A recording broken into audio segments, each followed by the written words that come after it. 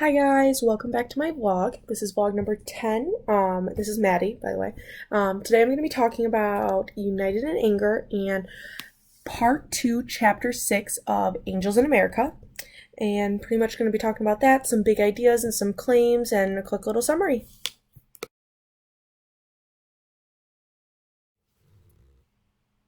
Okay, so first I'm going to talk about United in Anger.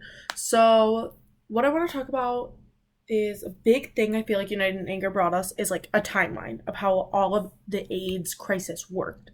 And, what happened first and then next and then that next and then going on and on and on. I think it was less about the facts. The books we've been reading are all like facts, facts, facts, facts. And I think that this film really kind of made it more about a day in a life or like being in the life of having AIDS and living in the AIDS crisis.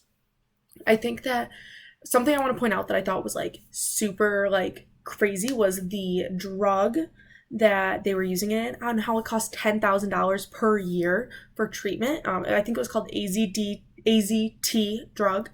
And I think this kind of transitions into like a big idea, I think, and like kind of like a claim is that people only want to help people like themselves. And so I feel like doctors wanted to only diagnose people with AIDS that were wealthier and like had the right to know they had it.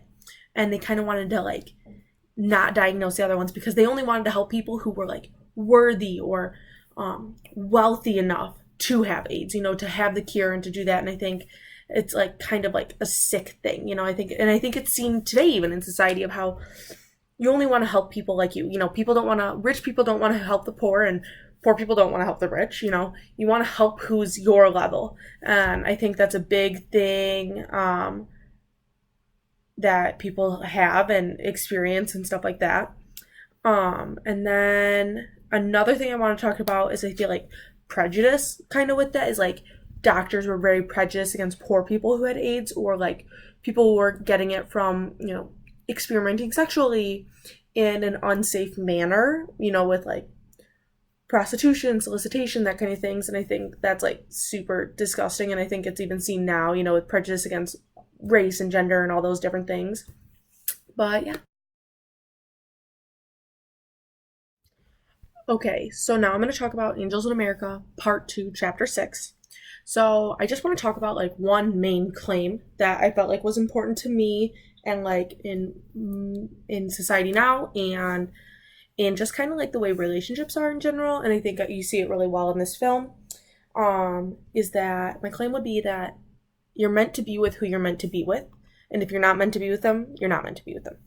So I see that in like Joe and Harper, and how Joe wants Harper to stay, even though Joe is saying he's gay and Harper's really struggling with that and like still loves Joe. I think that it's like you're not meant to be together. So like go your separate ways, support each other, but go, and I think that's a big thing that's in society now is that people try and force relationships or stay in relationships that aren't healthy, and it's like if it's not meant to be, if you're not in love, like split up, be done with it, don't put that suffering through yourself, don't try and fight it, go find the person you're meant to be with.